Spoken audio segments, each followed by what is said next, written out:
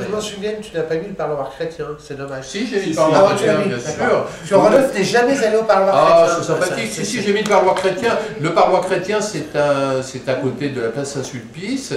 C'est l'endroit le moins cher de ce quartier-là. Oui, c'est un bar chrétien où on peut prier à toute heure du jour. Mais ce qui est drôle, c'est que c'est vraiment dans ce quartier complètement qui regorge de boutiques de luxe. Et c'est vraiment entre deux boutiques de luxe qu'il y a cet endroit totalement surprenant et qui se maintient. Donc ça fait plaisir aussi de voir que le parloir chrétien... Le chocolat est bon, le café est bon, oui, on ne fait pas de prosélytisme. Il n'y a pas de prosélytisme. Non, mais on a le droit de prier. Est-ce que vous avez trouvé un endroit autre que catholique, enfin religieux, autre juif, tu veux dire? Ou juif, oui, par exemple. J'ai trouvé des endroits religieux. Par exemple. Non, j'ai trouvé notamment, qu'est-ce que j'ai trouvé comme endroit religieux? Comment s'appelle cette... Il y a un bar à Paris, là j'ai un trou, c'est assez étonnant parce que quand on entre dans le bar, c'est dans le 18e, il n'y a que des images pieuses. Donc des Vierges Marie, des Christ, vraiment, mais ça regorge d'images pieuses. Et quand on va aux toilettes, il n'y a que des images porno. C'est tapissé d'images, mais vraiment des images porno, mais d'une violence inouïe. Donc vous avez vraiment les images pieuses et les images porno qui cohabitent dans le même bar. Vous m'amusez en allant au Moonshiner. Vous savez, c'est un peu une tendance en ce moment, mais qui est assez drôle. C'est le bar clandestin. Ça s'appelle la Pizzeria Davito.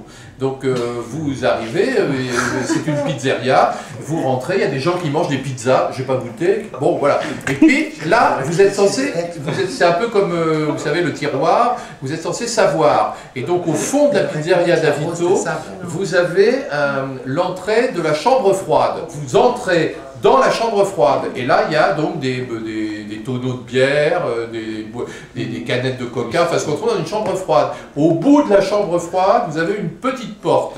Donc vous savez, vous êtes à la cool, vous traversez la chambre froide en prenant un air dégagé, et de l'autre côté, vous ouvrez la porte, et là, vous avez un bar gigantesque.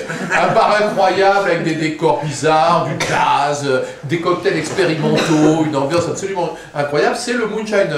Mais si vous ne savez pas que le Moonshiner est derrière la Pizzeria Davito, vous mangerez une pizza toute votre vie, sans jamais savoir ce que ça cachait.